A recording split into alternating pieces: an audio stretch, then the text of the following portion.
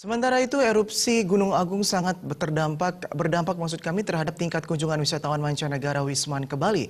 Penutupan Bandara Ngurah Rai selama 3 hari belum lama ini yang disebabkan sebaran abu vulkanik berdampak turunnya kunjungan Wisman dan tingkat hunian hotel.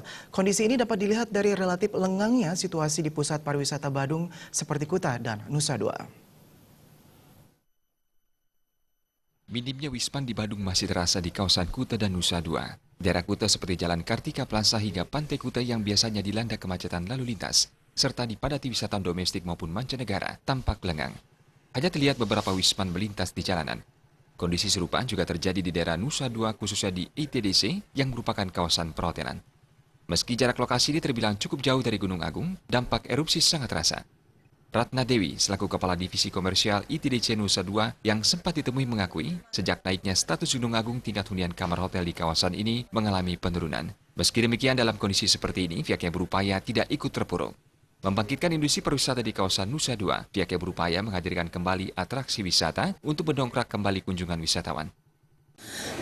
Ini memang ada penurunan sedikit ya, dari sampai dengan September kita masih di atas tahun lalu, mulai di Oktober ada penurunan.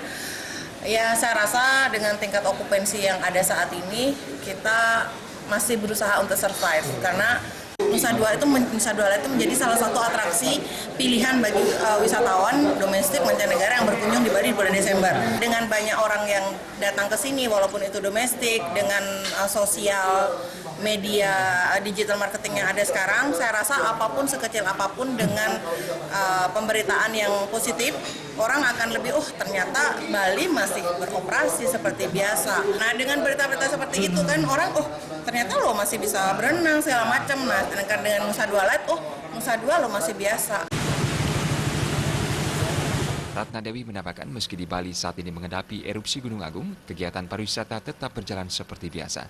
Destinasi Bali tetap menerima wisatawan dari negara manapun. Indra Wijaya, Bali TV.